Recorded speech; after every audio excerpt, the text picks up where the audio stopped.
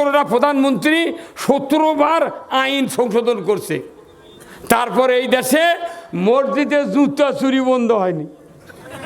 কথা কনে জুতা মসজিদের মধ্যে এইভাবে জুতার তলা তলা ধরে মুসল্লি, ধরে এইভাবে হাত নিকা করে না, জুতা নিয়ে এইভাবে মসজিদে ঢোকে। আগে জুতা চৌকাট পার করে, তারপরে মুসল্লি ঢোকে। এই কথা কন না। আবার বাংলাদেশ ব্যাংকের টাকার বাক্স আছে না, বাংলাদেশ ব্যাংকের ওগুলা বাক্সগুলা কিংবা যে কেনাকানি থয় ঝুড়ি পাওয়া যায়, এগুলো ফলের ঝুড়ি পাওয়া যায় না, ওগুলো নিয়ে এসে মসজিদে থসে। এখন এই কাতারের আগে থসে বাস করতে এইভাবে জুতো। সব মানুষ আর চোখ মেলে নামাজ পড়ে না, মেলা মানুষ চোখ মুজে নামাজ পড়ে। চোখ মুজে নামাজ পড়ছে, পড়তে পড়তে সেজদাত গেছে চোখ মুজে, এখন সেজদার থেকে উঠে আবার চোখ মেলে দেখে জুতো আছে নাকি। তাহলে ওই নামাজও পড়বি, জুতোও পড় দিবি। কথা কনে ভাই, কথা কনে রে, নামাজও পড়বি, জুতোও পড় দিবি। কারণ কি, এই জন্যই তো বাংলাদেশে পুলিশের ভয় আমাকে সর্ষের মধ্যে শুয়ে থাকা লাগে। জনগণ যদি সব বলে আমরা আল্লাহর আইন চাই, কারোর আইন মানি না, এই দেশে ইসলাম কায়েম হতে বাধ্য। কিন্তু আপনি এখনো বুঝে ওর পাননি যে আইন কারডা মানবো, দাদারডা মানবো না আল্লাহরডা মানবো। তাহলে বোঝেন এই কোরআনে যে আইনগুলো আছে, আজকে অনেকের ছেলে আছে 20 বছর 22 বছর বয়স, 17 বছর বয়স, 10 বছর বয়স, মেলা মানুষের সন্তান আছে আপনাকে আমাকে, নামাজ পড়ে না। এমন বেটা নেই ভাই। আপনার তো জুম্মাতে আদান পড়তে চলে যাচ্ছেন, বেটা নামাজের ধার দিয়ে নেই, 2-3 বেটা কেউ নামাজ পড়ে না, এমন লোক আছে না নাই? খালি শুক্রবার পড়ে। তাহলে এই বেটাক জন্ম দিয়েছেন, কেন নামাজ পড়লো না, এই চিন্তা কোনোদিন করেছেন? ইমামক যা কোনদিন কথা কেবা হুজুর তাহলে আমার বেটা নামাজ পড়ে না, ঘটনা কি, কীভাবে নামাজি বানাবো? তখন ইমাম সাহেব বুদ্ধি সুদিন আবার কোথায় তবলিগত পাঠিয়ে দাও। ওই তবলিগত যা 3 দিন ঘুরে আসে দেখে ওই 6 দিনের মাঝে আর নামাজও পড়ে না। হ্যাঁ কথা কোন দেখা কোথায় জামাতের কর্মী বানাও, জামাতের কর্মী মানে কি করবি? উনি যদি কোরআন হাদিসের জ্ঞান না থাকে, উনি কি 16 মাস নামাজ পড়বে? ওরা নামাজ কাজ হবে, কথা ঠিক কিনা? আর অন্য যেগুলো দল আছে ওরকে পাশে ঘুরলে তো নামাজের কথাই নেই। হ্যাঁ কথা কোন দেখা। তাহলে আপনার একটা সন্তান আছে, 2টা সন্তান আছে, 3টে সন্তান আছে, 3 সন্তানের কয় হাত? হাত গুনতে এতক্ষণ লাগা? 3 সন্তানের কয় হাত? 6 হাত। এই 6 হাতের দাম হলো পৃথিবীর সমস্ত হাতের চেয়ে উত্তম। আমার নবী বলেছেন, একজন পিতার সন্তান যদি নামাজি হয়, কোরআন প্রেমিক হয়, সে যদি বাবা মার কবরের পাশে গিয়া সূরা ফাতিহা একবার যদি সূরা ইখলাস বিসমিল্লাহ সহ 3 বার পড়ে নেয়, আল্লাহর কাছে হাত তুলে বলে রব্বির হামহুমা কামা রব্বায়ানি সগীরা, একবার যদি মোনাজাত করে আল্লাহর কাছে, আমার রাসূল বলেছেন ওই সন্তানের দোয়া শিকারীর গুলি মিস হবে, সন্তানের দোয়া মিস হবে না। বলুন তো, এই সন্তান যদি দোয়া করে, আমার রাসূল বলেছেন 40 দিন পিতামাতার কবরের আযাব আল্লাহ মাফ করে দেয়। কয়দিন? কে দোয়া করলে? আল্লাহ বলে দিয়েছেন কি, নিজের সন্তান দোয়া করলে 40 দিন কবরে আযাব। আমি যুক্তিবাদী, আপনার কব্বর কাজে দোয়া করলে মাফ হতেও পারে, কিন্তু আপনার এই সন্তানকে নামাজি বানার দায়িত্ব। এই নামাজি বানাতে আপনার রাজনীতি করা লাগবে, এই নামাজি বানাতে আপনার সন্তানক আপনার রাজনীতি করা লাগবে। কেন করা লাগবে? আল্লাহ কোরআনে বলছেন এই দুনিয়ার ইমানদারকে নামাজি বানাতে গেলে রাজনীতি করা ফরজ। আল্লাহ কোরআনে বলছেন সূরা আল হজ 41 নম্বর আয়াত, আল্লাযীনা ইম্মাক্কান্নাহুম ফিল আরদ আকামুস সালাতা ওয়া আতাউয যাকাতা ওয়া আমারু বিল মারুফ ওয়া নাহু আনিল মুনকার ওয়া লিল্লাহি আকিবাতুল উমুর। জোরে কন্না মারহাবা। আমার আল্লাহ বলেছেন, যদি তুমি মুসলমান হও, কোন দেশের যদি প্রধানমন্ত্রী হও, তুমি যদি সরকার হও, প্রেসিডেন্ট হও, ক্ষমতায় দাও, জমিনের কর্তৃত্ব পাও, আমি রব্বুল আলামিন বলে দিচ্ছি 4টি কাজ তুমি করবে। নামাজ কায়েমের আইন চালু করবে, যাকাত আদায়ের আইন চালু করবে, ন্যায় কাজের আদেশের আইন চালু করবে, আর তুমি অন্যায় বারণ করার আইন চালু করবে। এই 4টি কাজ তুমি যদি করো, হে বান্দা তুমি শুনে রেখে দাও, আমি আল্লাহ আমার পক্ষ থেকে সবচেয়ে বড় ধরনের একটা আদেশ তোমাকে দিয়ে দিলাম। আল্লাহর পরই সবচেয়ে বড় আদেশ হলো, সরকার যদি কয় নামাজ আজকে কায়েম করা হলো, যে ব্যক্তি নামাজ তরক করবে ফাতরা পরিমাণ 70 টাকা জরিমানা, 1 ওয়াক্তের জন্য 2.5 ঘন্টা হাজত।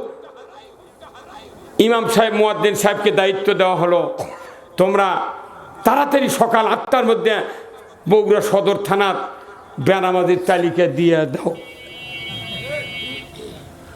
6 ওয়াক্ত বেতের ধরে 6 ওয়াক্ত সৌদ। আপনি এত দুর্বল আছেন, ওই লোকটাকে দেখবো না নাকি? আপনি বুঝতে পারে শোন,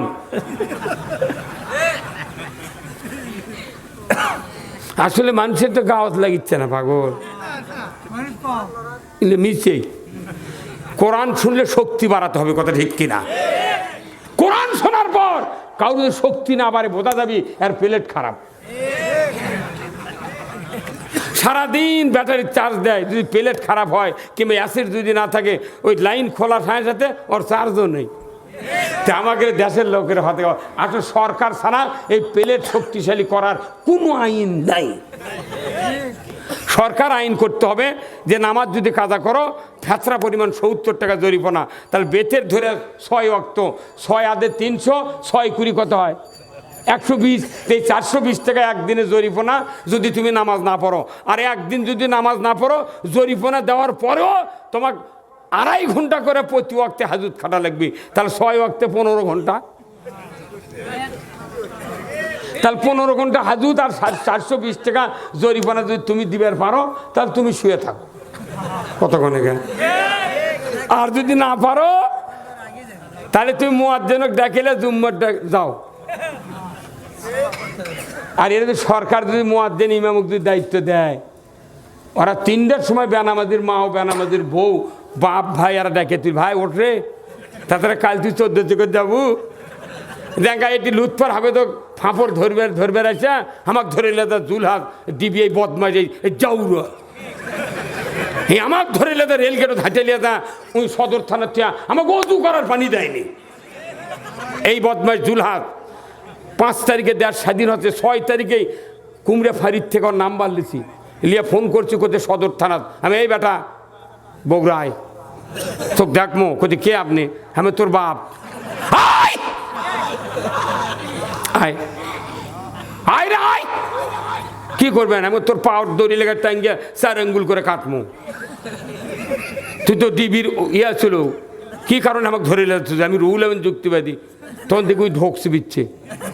পরে দেখি গাবতলির ওসি শাখাটার উজগ্রাম সবাই ছিল, ওই দা করছে, ওই ওসি দা করছে, হুজুর আপনার এই বক্তৃতা শুনে ও খাগড়াছড়ি ট্রান্সফার লেছে, কয়েকদিন আগে সোনার চাকরিও গেছে। এবার নে কি দেশ শান্তি করে দেশে। আর কোনো মামলা আছে? এই মামলা আছে? আর পুলিশ আসিচ্ছে? ডক্টর থাকে না 10 বছর, কোনো টেনশন নেই। আমরা 16 বছর ঘুম পারে পারিনি, কমপক্ষে 10 বছর খালি ঘুম পারে নেব।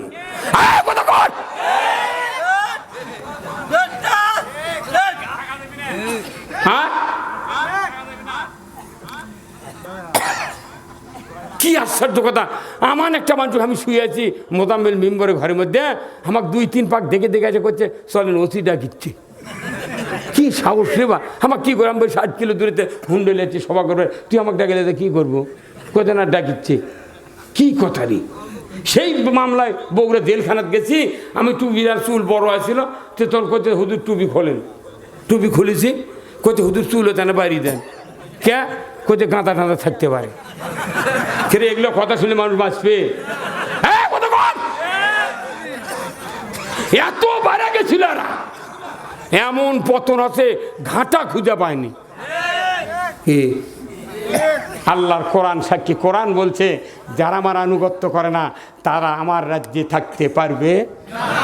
ওরা কি ওরকে এই যে ছাত্ররা যত মিছিল করছে ওরা কথায় বৈষম্য বিরোধী কোটা বিরোধী এগুলো সব বন্ধ করো, তারপরে কত ক্ষমতা ছাড়ো, পদত্যাগ করো, পালায়া যাও, এই স্লোগান কেউ দিচ্ছে?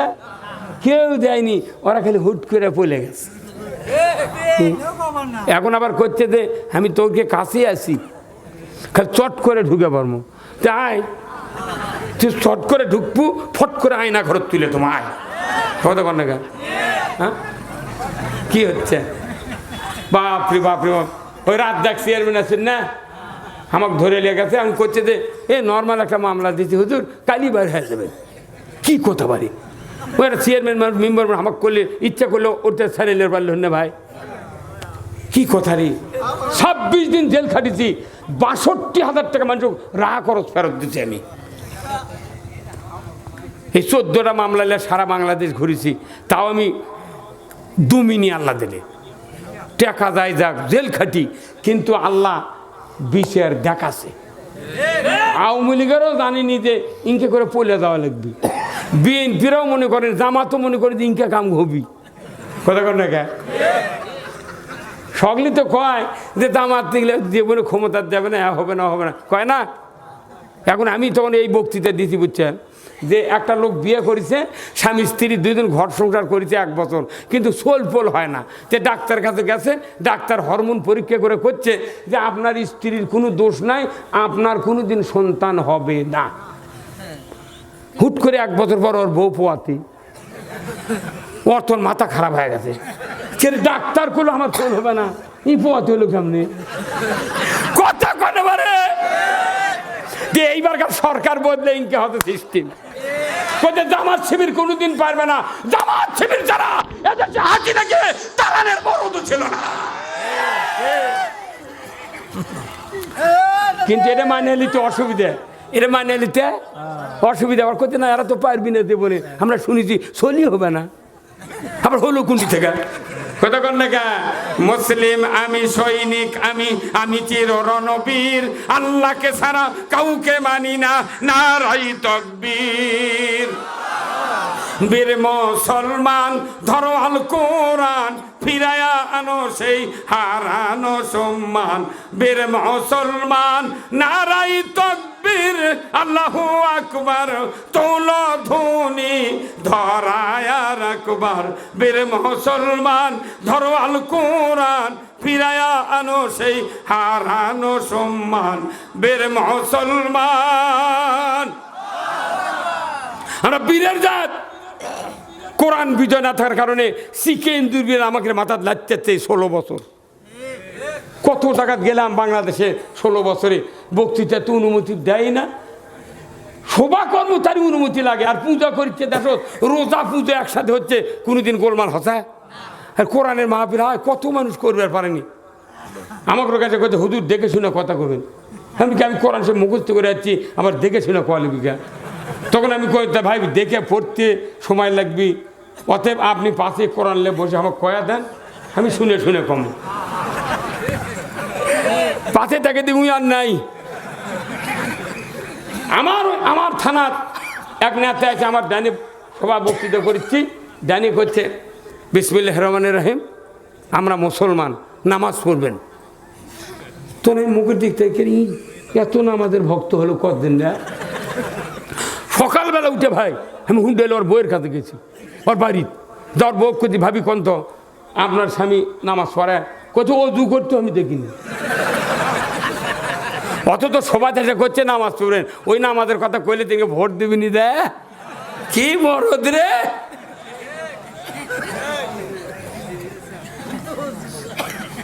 কি বেকার হচ্ছেন নাকি? হ্যাঁ, নবীজির ওই কথা কইয়া, নবীজির ওই কথা কইয়া সবাই কান্দে, কিন্তু নবীর সমাজ গড়ার কাজে শত দ্বন্দ্ব মনে বাজে।